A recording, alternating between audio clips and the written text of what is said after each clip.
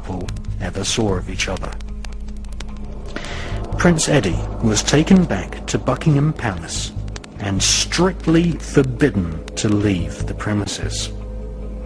Annie Crook was illegally incarcerated at Guy's Hospital, where one of Queen Victoria's doctors, the wicked Sir William Gull, picked some of her brain out with tweezers, turning her into a mentally retarded, pathetic shadow of her former self.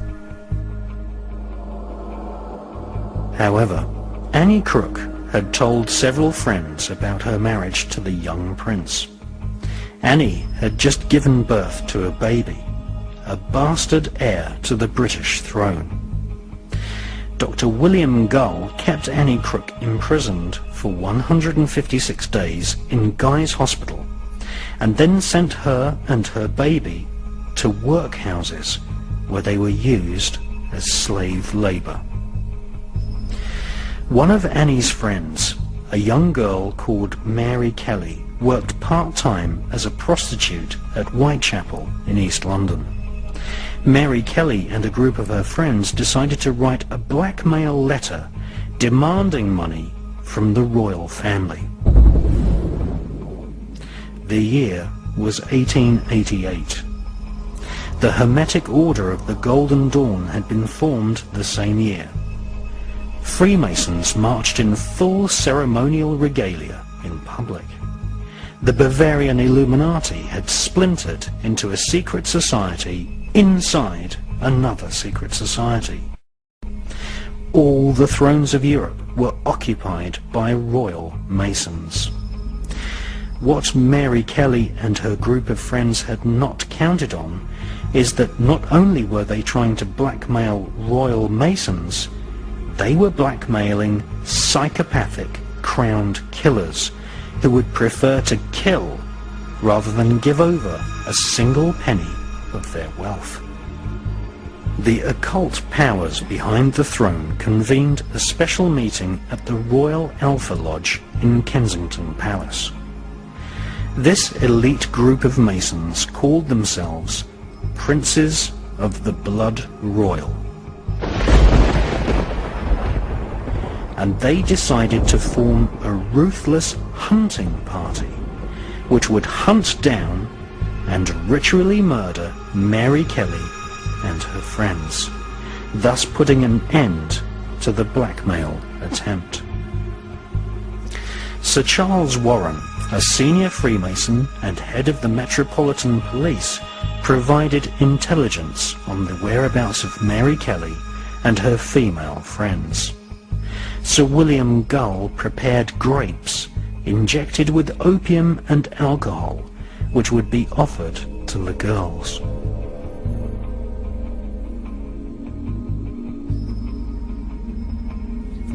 John Netley, a ruffian coach driver who worked for several aristocrats, would supply transportation.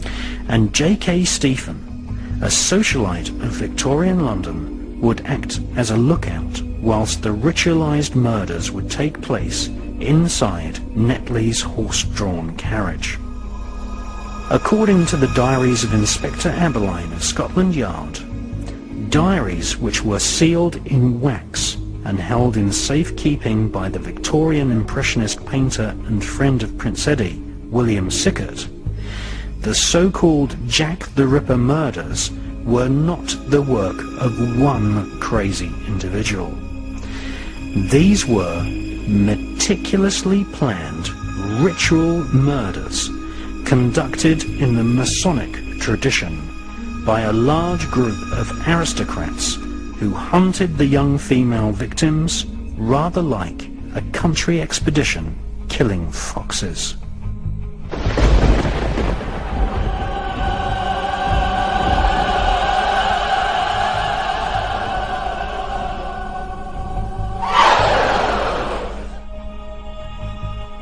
So who was the leader of the Jack the Ripper gang?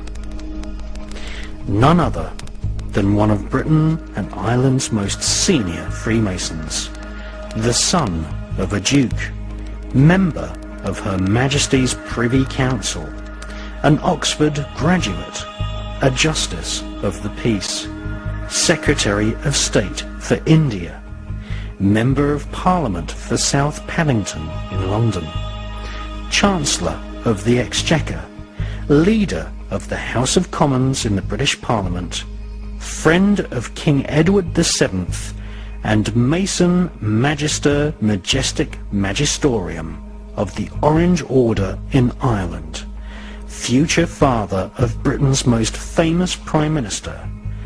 The leader of the Jack the Ripper gang was Lord Randolph Spencer Churchill. It was Lord Randolph Spencer Churchill who sliced Masonic emblems into the faces of the victims. It was he who coordinated the so-called Jack the Ripper murders. And this film puts an end to a 120-year cover-up by the royal political elite of Great Britain.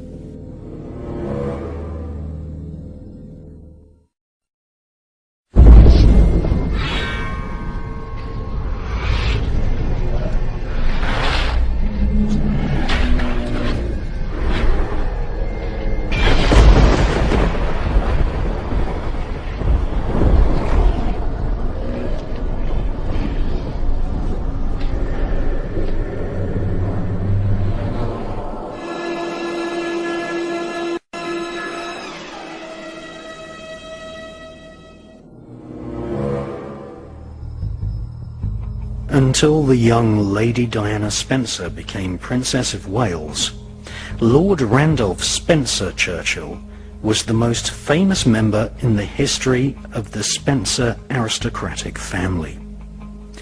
Her Royal Highness Princess Diana was herself a Spencer, a family which has served the monarchy for generations. She is distantly related to Lord Randolph Spencer Churchill, Jack the Ripper, and his son, Winston Churchill.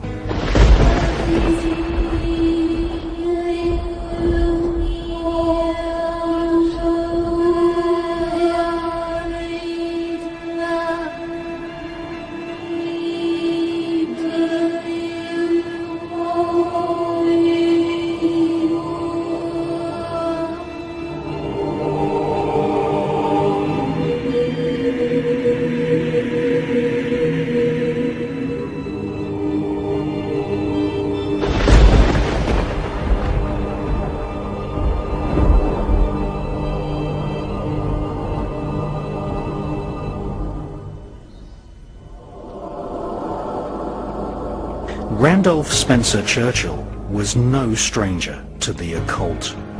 He ripped and slashed the victims, slicing Masonic symbols into their faces. According to Masonic instruction, the internal organs of the victims were torn out and trailed over their left shoulder. For these murders were ritual sacrifices, a public warning to anyone who was considering to commit treason.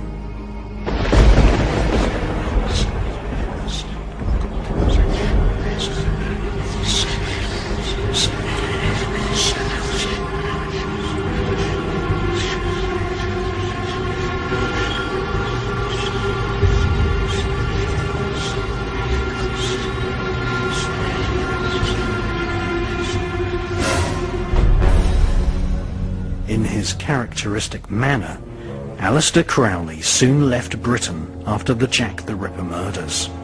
The love letters between Prince Eddie and the young boy prostitute never surfaced in the public domain. J.K. Stephen, one of the aristocratic gang of murderers, was so ashamed and shocked by the ritual psychopathic behaviour of Lord Randolph Spencer Churchill that he made his confession to Inspector Abberline at Scotland Yard. Of course, there were no arrests. In fact, Scotland Yard still, to this day, take great care to cover up the true significance and detail of the Jack the Ripper Masonic murders.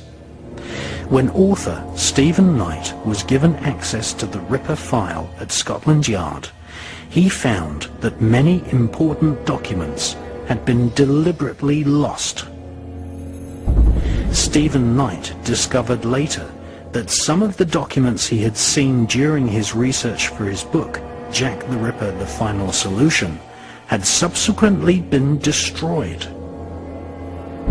Soon after the publication of Jack the Ripper, The Final Solution, and also after having exposed the true nature of demonic Freemasonry in his excellent book called The Brotherhood, Stephen Knight was dead.